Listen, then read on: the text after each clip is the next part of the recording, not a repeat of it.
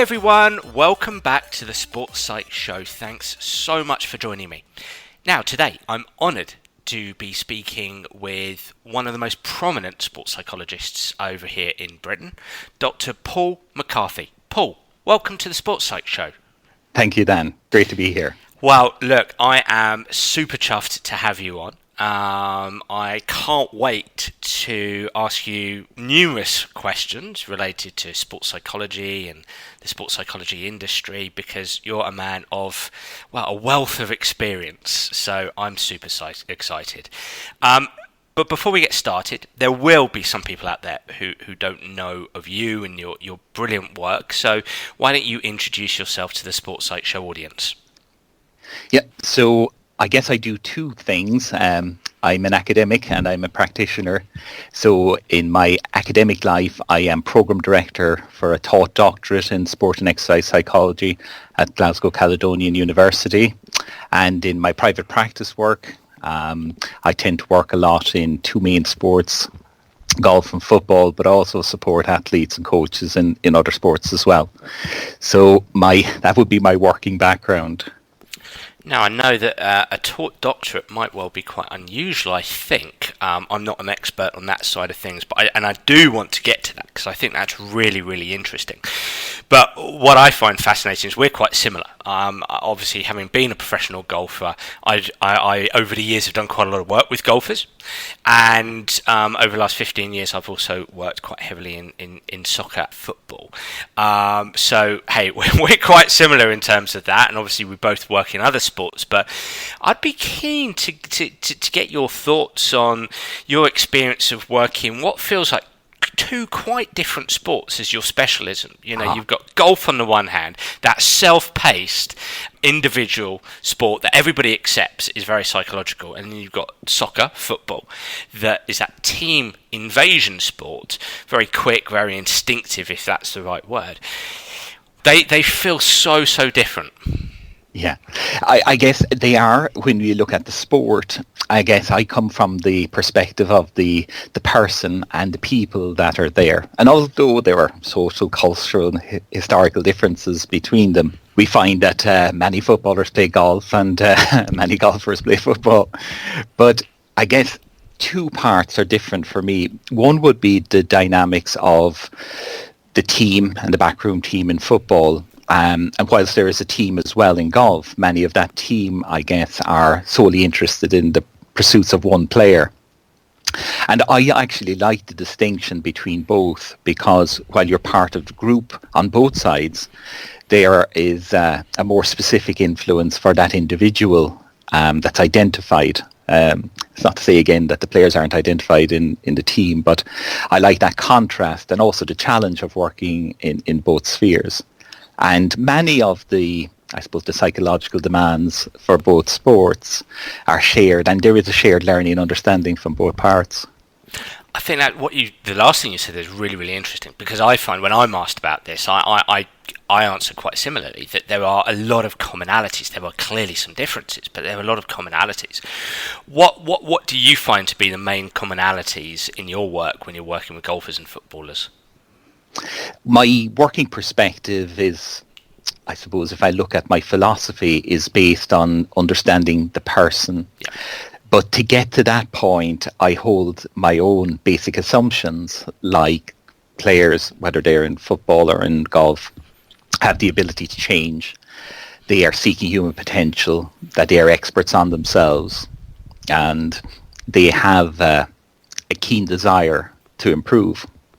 So regardless of the sport, my basic assumptions are that change is possible for that person. So in a way, I'm kind of relaxed as a practitioner meeting the client for the first time, because I'm holding these beliefs that are beliefs I share with them, and they're open to debate and discussion.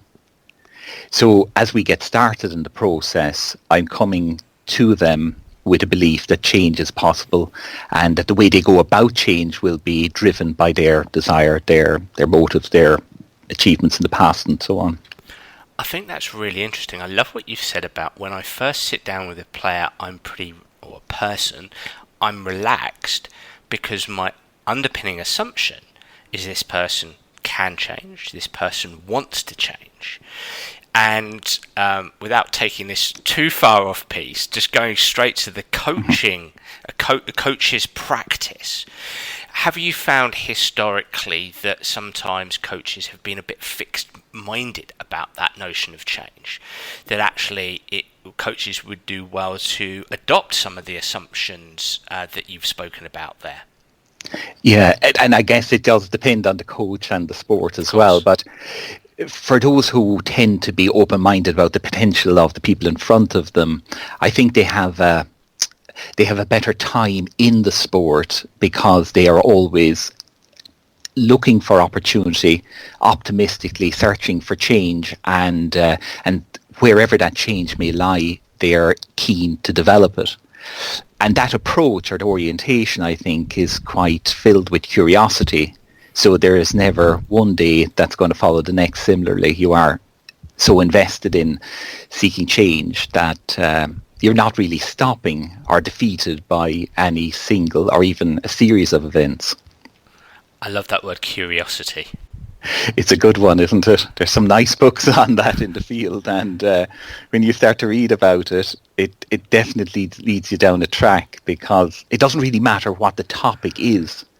If you have a curious mindset about it, the topic becomes interesting because you are seeking knowledge. And that is what, I guess, fundamentally is what engages a lot of people in coaching and psychology and most everything they do. Do you find your role as an academic, I mean, obviously as an academic, as a researcher, you're going to be curious, aren't you? But also, my understanding from my work as an academic previously, I possibly have to have a bit more of a skeptical mindset. I have to reject the null hypothesis, right? Whereas as a consultant, as you've already used that word, optimism, being optimistic about the client, is that something that you find a challenge, is having to go from one end of the spectrum to the other? Yeah, it's an interesting one, because I probably see my working life as 9 to 5 training, and then say after my academic work I'm into practice. And it's not that it requires all that time, but one of the critical elements in there is the reflection on what you are learning, what it means in an academic sense, and its translation to the practical lives of people. And as much as we learn, it's the translation of that is what matters. So partly, while we are perhaps talking or delivering lectures at one level and reading, as soon as that work ends, I'm probably falling into a listening mode. So there's very little talking goes on. And that's partly a person-centered approach that I adopt as well. But it is more about, now that I know what I know, however right that may be, I would like to know on your side as the client, what does that mean to you? Or what's your perspective, and so on. And because my underlying assumptions are that the client has the potential, understanding and knowledge to learn about himself or herself, then I'm curious.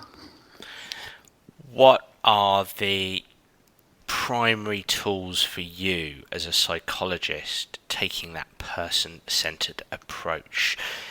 And I want to emphasise here, everybody listening in as a coach, I just think this is so important within coaching. What for you, Paul, are those primary tools? You talked about listening. What else? Yeah, so part of the person-centered approach, I guess, that we're adopting is an unconditional positive regard for the person. So essentially, that person is prized. So whoever they are, whatever their sport, or whatever level they're at, we prize them. We want to hear what they have to say, how they feel about things, the way they construct events, and so on. And that has a wealth of information. And sometimes it is for that person to hear the story uninterrupted from their own mouths. If you think about conversation in general, we very often are speaking, but there may not be a listener there, or if there is a listener, they're often preparing for their response, which is conversation. So in what we're doing, we're trying to give the time and space for the person to have that unconditional positive regard, present their story, whatever may be within it. And from there, the genuineness of the the listener should come through understanding, gaining empathy, trying to hear what is being said without judgment. And in sport in general, I guess we're very good at judging, and any chance we get to sit down with somebody who judges less, maybe not judging at all, but judging less, that's an experience in itself. To be able to listen, without judgment, do you have to, in your own mind, do you have to fight a battle of, you want to say something, or maybe you want to judge? What's going on in your own mind when you're going through that process? Yeah, that's an excellent question, and one we come across with teaching the doctorate students.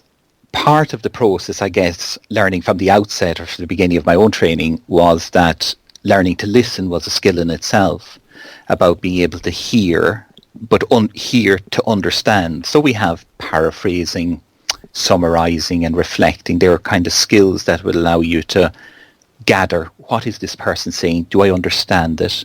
Is what I am translating correct, or what's lost in that translation? So when you're intent on listening, there's very little of that prepared response. It's much more, this is what I'm hearing. Is that what you're getting? Or now that you've told that, here's my summary of it. And again, once that becomes your mode of engagement, it's almost like there's nothing else going on for you, because you're fully or deeply trying to hear the story of the other person. That's not easy to do, of course, because this is not conversation, and I'm not saying it's therapy either, but it is an inquisitive nature to understand the story, the life story, history of a person, whoever that might be. I'm going to try and practice what you've just said and reflect back some things to you. Mm-hmm. I hear being inquisitive. I hear being curious. Listening as a skill, which for you means hearing to understand. I might use the linguistic tools of paraphrasing and summarizing to help that person in front of you, or to help that person in front of you recognize and acknowledge that you're listening, that you are listening, yes, and that you're potentially empathizing as well. I love all of those things, and it very much reminds me of the conversation I had with Professor Stephen Rolnick and Dr. Jonathan Fader when we spoke about motivational interviewing. So there's a real relationship between the framework of motivational interviewing and the framework you're speaking about, that person-centered framework. And at MI, motivational interviewing would be person-centered. So I'm thinking of the coaches listening into this podcast episode. I'm thinking, what do you feel is relevant for them? Do you feel that those linguistic tools, that linguistic approach, is relevant for them within their coaching role? Absolutely, because prizing the client or prizing the player or whoever is in front of you is affording that person time, space, your understanding, your acknowledgement, your awareness of the person without anything else being at stake. So it is just here and now. This is my story. This is what I'm feeling. This is what I'm thinking. This is what's going on for me.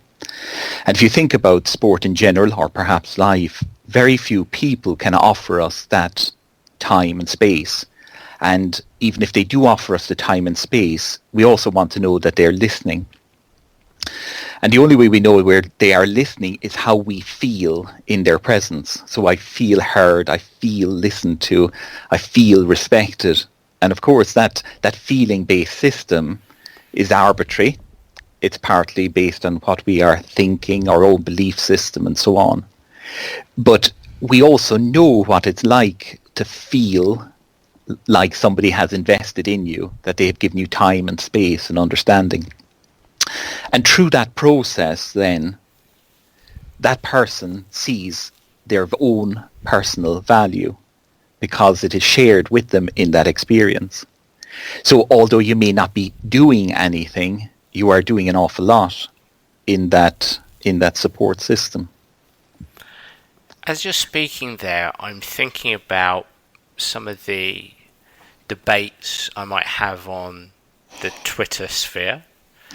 Shouldn't get involved in those, Paul, but civil debates and constructive conversation. And one thing I'm not at war at, but just trying to help people become mindful of, is this notion of coaches talking about players controlling their attitude. You can control your attitude. You can control your attitude. You know, you've got to come in and control your attitude. And I just wonder, I understand where they're coming from, but I just wonder sometimes if people within a certain environment, so your players, are demonstrating at times a less than optimal attitude, maybe because they don't feel valued, and actually entering into a process of listening, hearing to understand, empathy, paraphrasing, summarising, etc., actually can turn up the volume of them feeling valued, and of so course impact attitude.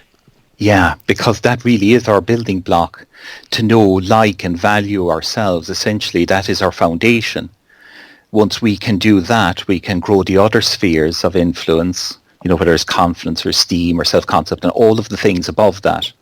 But fundamentally, if we can know, value, and like ourselves at some level, it is easier to adapt to all the circumstances that come thereafter.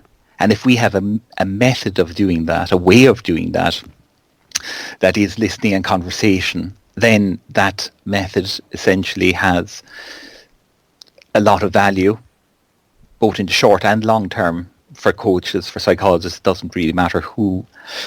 They are able to engage with other people that draws in that feeling of understanding, feeling of respect, feeling of value. And I think perhaps we find it difficult to get started because we see change in the other person. And while we might believe that change will happen, we also have to understand their position, how they see things, or how they would like things to happen. I think it's a difficulty maybe for coaches and psychologists that we're in fields where we're in the change process, and change is often how we're judged or evaluated. And if we haven't dealt with that on our own time, it often becomes a mechanism that is shunted into our relationships with clients, because in that way we might feel we can prove to other people that we're worthwhile, valuable ourselves through our work as psychologists or as coaches. So it is a good thing, but it's in the wrong place. It's work we would need to do on ourselves through our own, supervision or reflection or whatever, and then leave the work that we need to do with the player or the person to itself, that we have time and space for that alone. Do you think, just staying with coaches here and adopting some of these practices, some of these linguistic practices to help players manage their attitude, manage their behaviours and manage change, do you think that perhaps not just coaches, but I suppose people in general, people in leadership positions, have historically had a very narrow definition of change or how change happens? It's more of an I insist or I tell and the other person has to do. Yeah. Well, I guess we grow up in families or in schools and clubs and so on, and we see that there is a leader and followers, and we get places by doing the right thing and we get punished if we don't. So we have a very clear understanding of how change happens, but it is a rudimentary understanding of the change process, and we can't really see the complexity. If we're talking about change, we might look at a biopsychosocial, so we're talking about, physiology, psychology, sociology. We're adding up different parts or different learning systems there. But essentially, if we grow up with a model that says the more powerful person dominates, then it seems like a natural structure to use no matter where you go or if you find yourself in those leadership positions. But I guess we know differently, not in all cases, but we do know where certain approaches are better than others. And one of the things we do know from the therapeutic literature is that about 85% of the change process is actually to do with the relationship, the person who's in that change, and the hope they have about how that change will happen. The techniques account for about 15%. So we often get it the wrong way around. We're wholly invested in the techniques, but again, according to the literature, we'd need to start with the person, build a good relationship, check to see if they're hopeful about change, and then change might be possible. That's fascinating. That's fascinating. So me running around rambling on about mental skills, it's mental skills within an optimal relationship. That's right, yeah. In the therapeutic literature, it's known as Lambert's pie, and it's a series of estimates. They're an estimate about the change process. How do people get better? And fundamentally, the things that they do, of course, they are necessary and important at times, but fundamentally, they're at the end of the process. And if you think about it, when somebody turns up to my private practice, they might be sitting in the waiting area. They have got there, they have their clothes on, they have, if I was to think that they couldn't change or manage themselves or do things, I wouldn't even expect them to be there. But of course they are. So they are wholly capable of many things. All we want, perhaps, or all they might want, is a slight change in a way they see things or a way they do things that they can manifest by their own choices. Now, one of the things we certainly know is that in that change process, if the person doesn't understand what change looks like, how it might manifest itself, how long it might take, kind of pre-therapy questions, if you put them like that, or even if you were coaching, those questions you're asking the person beforehand about what's likely to happen as time passes. Well, we know that change is difficult. It's quite challenging. And I guess we have, in some ways, a kind of a get-out clause as psychologists, because we establish at the start whether it's going to work together. In coaching, of course, you're confined by the people who are standing or sitting in front of you and the process that has gone for the team or the squad. So our circumstances are different in that sense. They are, but I'm just unpicking some of the things you've said there. If I'm a coach, if I want to help players develop, it's not just simply imparting my wisdom about the sport that I'm coaching in. It's making sure that I have a relationship with players, and I want to come back to that notion of relationship in a second. What I also hear you say is that because change is hard and dynamic, and the person striving to change or improve or develop, or whatever word we want to use, it is that there's an appreciation of time, and maybe the longer it goes on and they're not seeing the change, the less efficacious, the less confident they feel about that change. And so setting some time boundaries, or constantly both coach and player being aware of the time and the change that's going on, and monitoring and maybe even measuring that, would that be useful? Yeah, it certainly would, because I suppose there is a slight distinction about, modifying which behaviours, when, in what context and so on. So there's a complexity there. But essentially, if somebody wants to change something and they have that inherent desire, that change process has already got off to a very good start. Yeah. So as soon as somebody has come to see you or as a coach, they are intent on change. And again, the estimates are something like about 40% within that first session or first couple of sessions, they are keen to change. And part of it is capitalising upon that, so that they have started the change process, but they may need some support or structure to allow that to happen better or faster. And that is perhaps one of the roles that we can play. But many times when the client or whoever is there, they have solutions. They are empowered if we give them a chance to tell us their solutions. And then they work those solutions into the time between sessions, so they can activate and empower themselves through their own actions. I think it's clear for anybody who works in this field that anybody who has a problem, as soon as they come to see you, they want to hand it over. And they're keen for you to take it on because they're used to that. If we have a car that's damaged or whatever, pass it over to the garage. If we have a sore tooth and we go to the dentist and so on, we're used to this mechanism of handing over. But with psychological challenges, we just can't hand them over because they will never be solved in that way. And many people who come through my doors in private practice are desperate to do so. And you kind of have to sidestep and step out of the way so that they don't put their problem, on my shoulders, because it would never be solved then. And what I try to use is an analogy of a workbench, that they hand over their problem, but not to me. We'll put it on this workbench, and together we could solve it, rather than it being only their problem or only mine. I'm pausing because I've got about 4 directions I can go off on here. I want to go back to relationship. Social versus task relationship. So when you're talking about establishing a relationship, again, I'm thinking psychs, I'm thinking coaches, auxiliary coaches. For to help somebody, we need to. It's useful to establish a relationship. Can that relationship be task? Can it rather than social? Yes, of course. And even there are gender-based differences here. Not to push them in that direction, but men in general tend to connect over doing things. Women tend to connect over social activity. So we know there might be some differences there, and of course there's nuance as well. But essentially in a sporting environment where you are working with, say, male-dominated or female-dominated, you will find that they are oriented towards change differently. And we can use the mechanism for change in that way, whether it's social or task.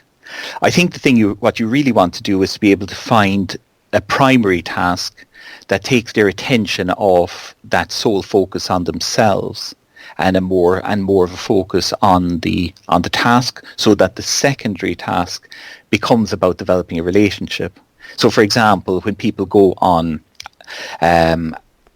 outdoor trips and they end up, water rafting or whatever they're doing, the activity is primary, but the secondary activities around that are relationships and coordination and work and so on, so that we can use it in whichever way we would like. And the same would happen even if it's a task, a passing drill, football, or 7-a-side or 11-a-side.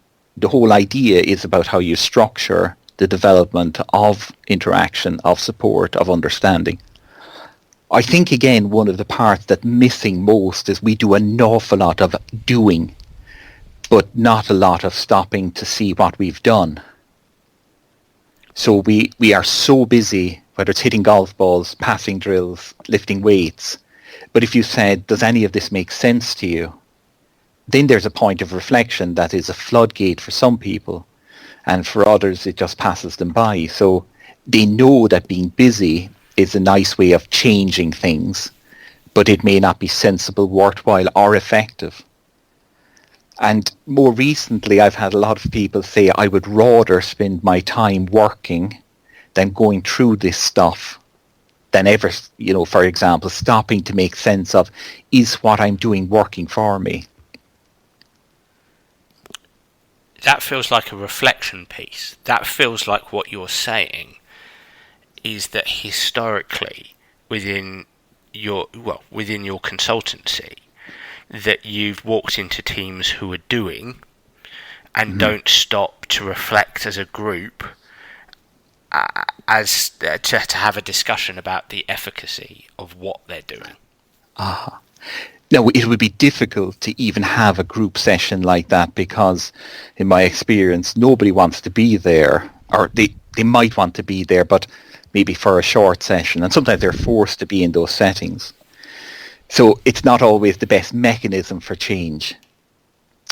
For example, workshops tend to have people who are, in sport at least, generally competitive, but workshops are so passive that, they're quite boring essentially. And even if you have a good message to translate, it's probably not the right venue for the translation. So you're caught in this circumstance of I'm doing something too because I've been asked to do something, but I'm not even sure that's worth doing. But if we don't have somewhere to stand or sit away from all of that and try and make sense of it for ourselves, then it's very difficult to engage in a good change process.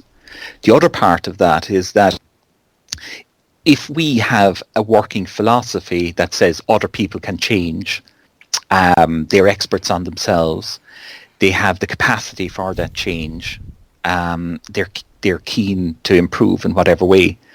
If that were true, and that was the philosophy we're bringing, then all we need to do, maybe not all we need to do, but we need to provide the environment to allow that to happen. And sometimes that's a very basic one. I remember one time going to a professional club and just asking how many of the players, was meeting them individually, how many of them had footballs. So football, professional football is their trade, but very few of them had a football at home. And I drew the analogy perhaps of a plumber or an electrician without their tools to do their job. How would they get on? And of course, these are very simple things, but on reflection, when we can stand back and look at them, they say, well, of course, I need one of those. And, part of their childhood, etc., allowed them to develop all these skills. But then they go into this professional environment, perhaps, that has a different view on how things are done. And of course, they are group-based and norm-based about, we do stay after training or we do not. But that time and space to be able to make sense of how I see things, I think is, well, it's certainly worth the effort. Listening to you, I'm going to sound like such a sports psychologist here. I keep coming back to one term as I'm listening to you. Autonomy supportive coaching. It almost feels like the overarching position here. I go back to maybe, I think it was episode 6, Lara Mossman talked about autonomy supportive versus controlled coaching in her work. Because if we want, there was a real feel of what you said there about participants versus recipients, that people have more of an opportunity to change if they're participants and not just recipients. Yes. If they're given an opportunity to be involved. Yes. What I heard you say is the importance of having a desire to change. When somebody comes to see you, Paul, then if they've got a desire to change, then they're 75% there. Well, if somebody is in that environment where is playing, is competing, is a participant in an environment whereby it's autonomy supportive for the most part, then they're involved. And so they're used to change. They're used to a continual development process, essentially. They are a participant all the time. What I also heard you say earlier, and I wrote it down because it's important, we grow up in a very reward and punishment society. That's good behavior, reinforcement of good behavior, and punishment for bad behavior. Yet we know change by and large happens through values and identity and interest and enjoyment, that classic self-determination piece. You've talked about helping players feel valued, empathy, listening, hearing to understand. It all feels like it comes under not 100% autonomy supportive, but much more autonomy supportive from a coaching perspective. Yeah, and again, that philosophy, I guess, the one that I adopt is that is how change happens. And, you go through the literature and you can see the complexity of behavior change and change in general. But I guess fundamentally what you're looking at is that if I hold these positions, and they're open to debate and discussion, and they will change over time, but if I hold this philosophy that people can change and give them the opportunity to change and work the environment to allow that to happen, then change will of course happen.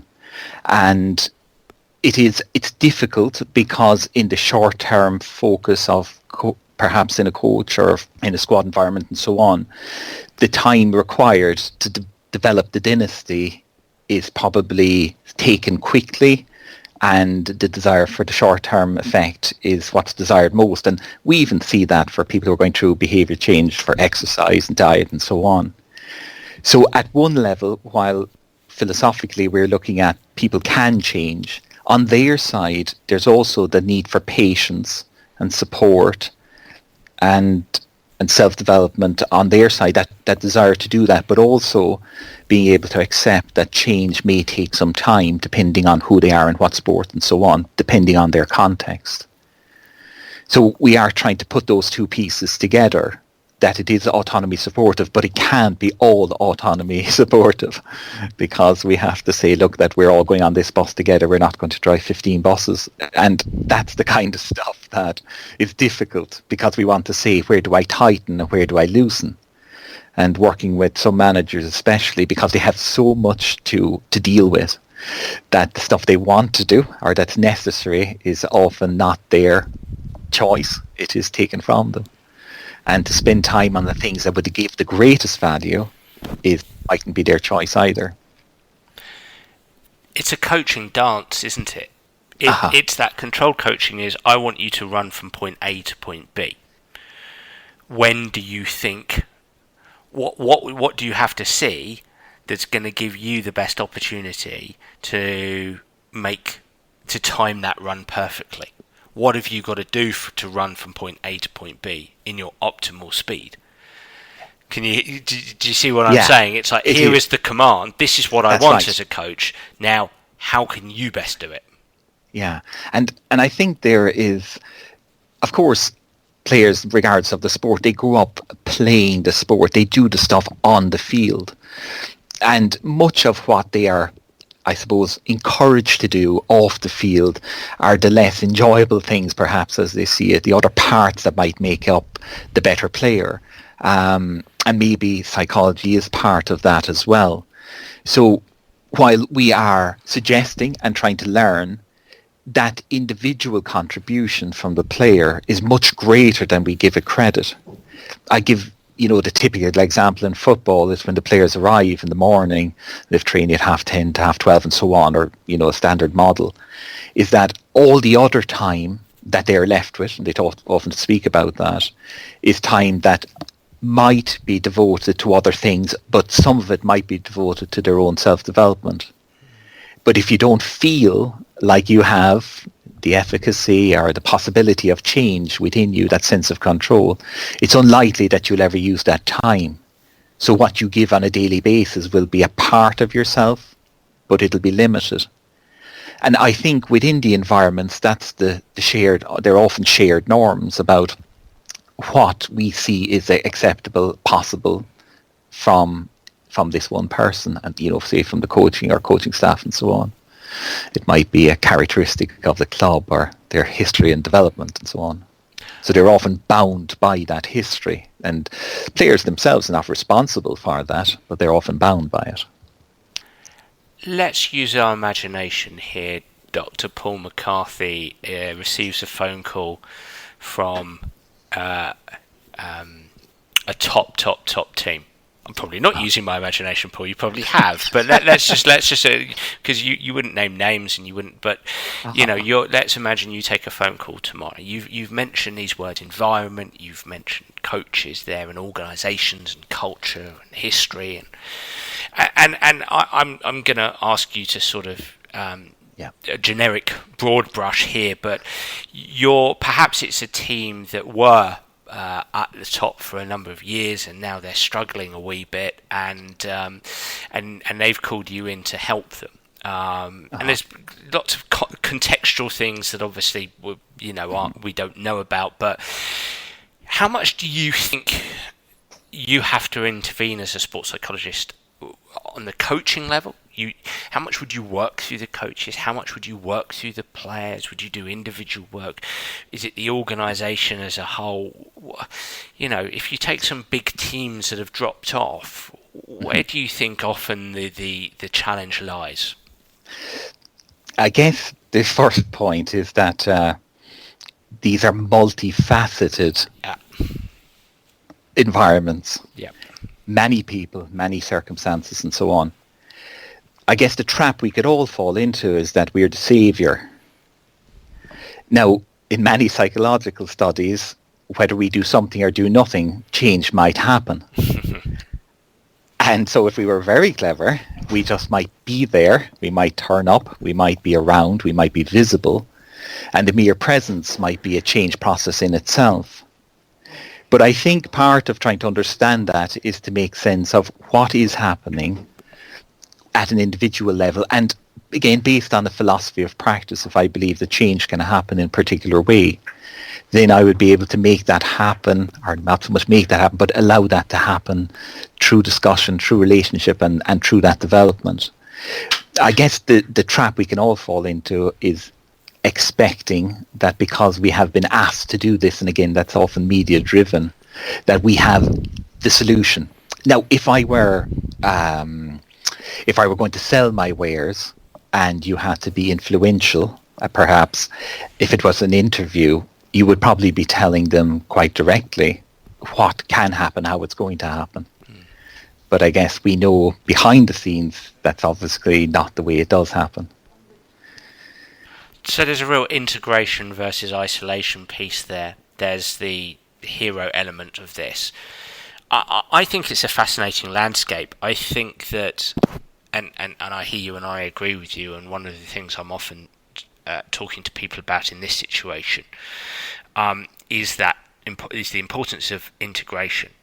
But something has to be integrated. I mean, for me, Paul, one of the things that I find challenging is this notion is that in some of the biggest teams in the world, in some of the biggest sports, there doesn't seem to be an integrated process of from the psychological perspective or the psychosocial perspective. So it's not about, I agree with you, it's not about the sports psychologist going, hey, look, this is me. I'm not saying that. But at the same time, if there's nothing in place, and these top coaches talk about the importance of the psychological side, and yet then really struggle or fail to articulate what their psychosocial plan is, essentially, then you're kind of just left scratching your head a little bit. Yeah, that's very much the case as well, because what you've got there is, yes, there is a role to play, and several roles, and whether it is in relation to training and performance, games, preparation, travel, managing time, recovering from mistakes, dealing with injury, all of these things have psychological components. So from that outside-in perspective, to change the performance on the pitch, while that might be the media-driven perspective, and it might have a role, the short and long term would always be about what are the psychological processes that would need to be integrated into the club right from the outset. And they are at a personal and an environmental level. But also, I think it's difficult because we need to know the limits or boundaries of our own roles about what is the contribution. And again, I go back to philosophy of practice, because that will tell you what you intend to do, your own biases, your own ways of working, what you intend to get from that, and what you intend to deliver. But I remember reading a piece where it was reflections about people working in sport, and one of the reflections was that people don't change. But the people who were being interviewed were involved in change processes within clubs. And it was an interesting perspective to hold, that people don't change, yet their job or job profile was that they were engaged in a change process. So sometimes we say things and do things, but our underlying beliefs are hidden, even though, they should be the first thing on show. This is what I believe, this is how I work, this is how I practice. You mentioned practice there, and you mentioned role and defining role. I again think that's a really interesting landscape. I wonder, and it's something I have a wrestle with myself over, when one gets involved with an organisation as a sports psychologist, but you could equally say when one gets involved in an organisation as a strength and conditioning coach or a sports scientist, is these disciplines have these areas, these components have repercussions for the other components. Correct. Psychosocial influences physical, tactical, technical. Psychosocial influences interpersonal and intrapersonal, departmental processes, practices and communication. And everything a coach stroke manager, head coach does on the pitch, one could argue has a psychosocial repercussion. Yeah. So how does one stay in their lane, Paul? Yeah. Yeah, it's an excellent point, because without knowing our boundaries, we don't know where we are. Do we and want that's to one have of the boundaries, reasons. though? Do we want to? Well, I think they're necessary at several levels, because it's not just time. It's time, influence, people, place, and so on. They're ethical and so on. But with the boundaries, you know at least where you can influence and where you're allowed to influence if you feel you can. And there are no defined working models for psychologists working in sport, or perhaps maybe even for coaches working in sport. Maybe they are a little bit more defined for strength and conditioning, because they're working on specific elements. It seems to be broad brush for the psychologist. And perhaps it is because one of the problems is our brain lies behind our eyes, so we don't see it. And because we don't see it, we're always surprised by it. And, whether it's relationships or players on the pitch or transfers and so on, you're stuck in a multifaceted system where without boundary and without knowing, you would be caught up in that same quagmire as everybody else, because you say, it all seems too much. So to be able to get started as a psychologist in there, we need to have a starting process, which might be meeting individual players or watching and observing and noting from a psychological perspective what's going on. Because through the behaviours, at least, you can get an understanding of environment. And it's those types of principles, perhaps, that we can use as a compare and contrast with others. Not to say that's wholly explicable, but at least we get to see what we can understand as a dipstick into the environment. Here's what I see. And from there, change might be possible as well. Just returning to some of the things you spoke about within your role as a sports psychologist, or how you go about being a sports psychologist, being person-centered. Clearly, at times, you will use mental skills, mental techniques. Tell me a little bit about your relationship with those. How often do you use them, help players use them? Is that an everyday thing? How would you go about doing that? What mental techniques do you think are important? Yeah, well, again, like I said earlier, in the change process, they are important, but their space is less significant than we would like to believe. But of course, any of the psychological skills, and even more broadly, whether it is, we use a lot of CBT processes as well, is to be able to see what will work for this person in this circumstances. And that's more collaborative as well, to say, look, this suits me, this doesn't, and that's worth dealing with in and of itself. But of course, when these systems and processes are part of the menu for the athlete, then they can choose what works for them, when and where. And I think there is a danger, of course, of us prescribing without understanding or without diagnosing. So we say, well, here are my tools, here's everything you can have. But I think in a more nuanced, collaborative approach, we can see what works best for the person in that circumstance. Now, do they have value? Of course they do. But even with skills that are like goal setting, they are very difficult. And I say that as a practitioner who has practiced them, written about them, taught them. To expect somebody to learn that skill in a short time is, well, it's unfair. And it's also overloading. And in reality, what you would say, if they were going to set a goal, it might be one simple goal that is so simple that it's both achievable, challenging, yes, but simple things. And we also know from the change literature and behavior change literature that it has to have, a reasonably slick position in our lives, less friction, so that it is easily integrated. So much of what I do, essentially, is trying to find the simplest, most effective change process possible with the least friction.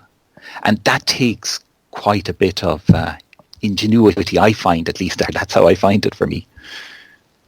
Yeah, I was speaking with Dr. Steve Bull, and in essence, what you've just said was similar to what he was saying, is that the skill, the craft, if you like, is helping, is finding the right tool or technique for the right player at the right time, after having built that relationship, potentially. Yes, because only then is there some level of credibility, both in you, in the change process, in what is changeable, in value and self-value. Because if you didn't value yourself, you certainly are not going to value the things that you're given. They will eventually wear out because you are undermining who you are, and obviously the things you do. Well, if I'm doing this, it's worthless because I am. So we have this strange conundrum that we do have to find the relationship first in order to collaborate on what's next. And some change might be, I'll give you an example. There was one player who, as a golfer, his time off essentially, or between tournaments, he was struggling to get up in the morning. But once he got up, he worked quite diligently and on everything he was asked to do. And he was fighting himself over this. But I just drew an analogy of shift workers. So who do, they do back shifts, night shifts or morning shift. And he put himself in the back shift category, which, whatever it is, 3 until 11 or whatever. And in that category, he was excelling. So it was a huge boost to his confidence, his esteem, his self-value and self-worth, because he could see that his work was worthwhile. His struggle was something else. So it's not avoiding the problem. That can be changed later. But he also has to account for the success that was there in what he was doing. But it was getting dismissed by him because he wasn't getting up early. So we often have very practical lives to live, but we are wholly searching for perhaps the punishment or the parts that are not right to put right without sufficient time based on rewards and reflection of what's been achieved as well.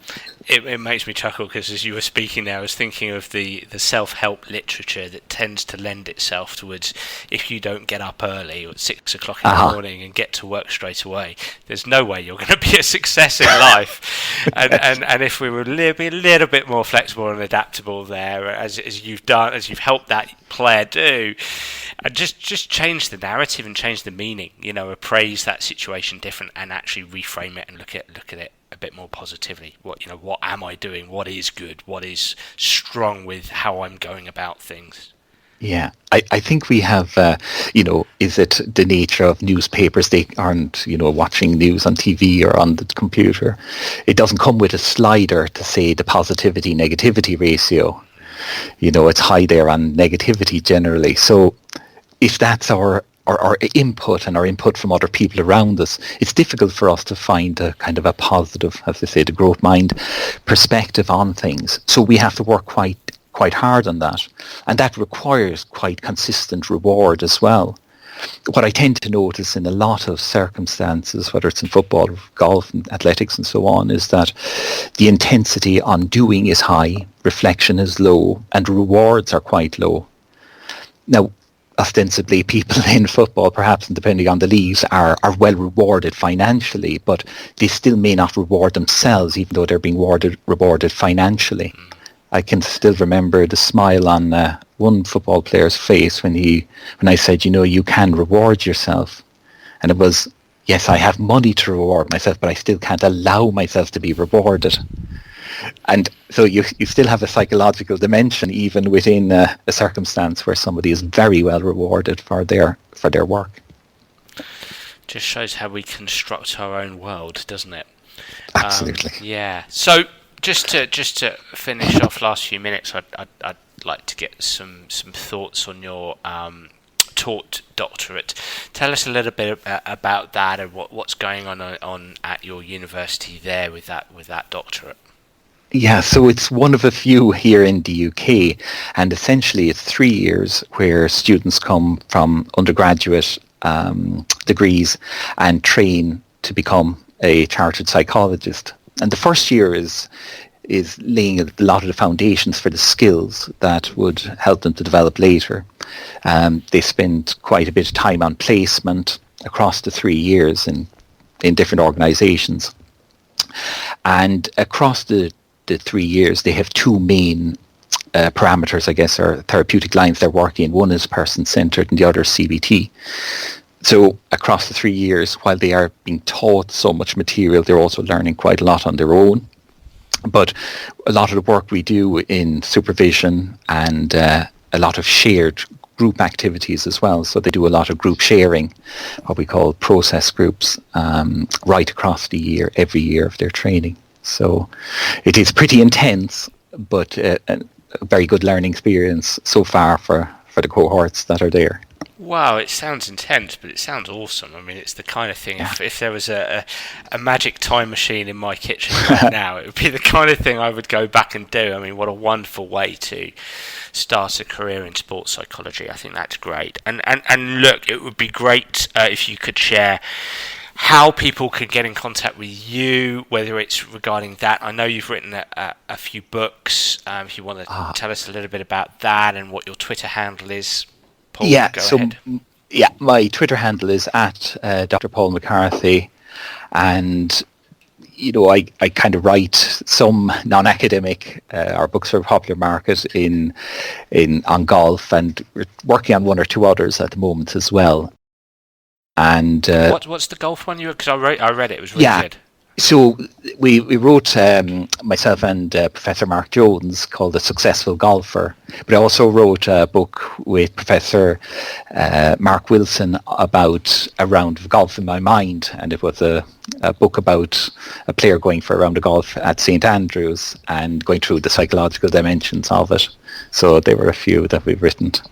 Fantastic. And they can get those, people can get those on Amazon, I assume? They can, yes. Okay. Yeah. All right, brilliant, fantastic. And is there, if you don't mind me asking, is there an email address people can get in contact if they're interested in the doctorate? Yeah, so it is. You'll probably find all the details online, but I'm at paul.mccarthy@gcu.ac.uk, and happy to help with any inquiries. Brilliant. Well, Paul, thank you so much. We did a bit of a deep dive there, which is great, and you took me on a journey with a number of corridors that I could have gone down, and I think we could have done another hour on that, so we'll definitely have to have a rematch sometime in the future. Paul, thank you so much for your time. Thank you very much, Dan. Enjoyed it very much. Well, I really enjoyed it as well, and I hope you, the listener, did too. So I'd love to hear what you think as well. Please do get in touch. If you've got any views, any opinions, you can get in touch via Twitter or Facebook or through my website, danabrahams.com. And please do tell me what you think of the Sports Psych Show. If you do have any suggestions, I'd be delighted to hear them. Well, I'm really looking forward to next week's episode. Bye for now.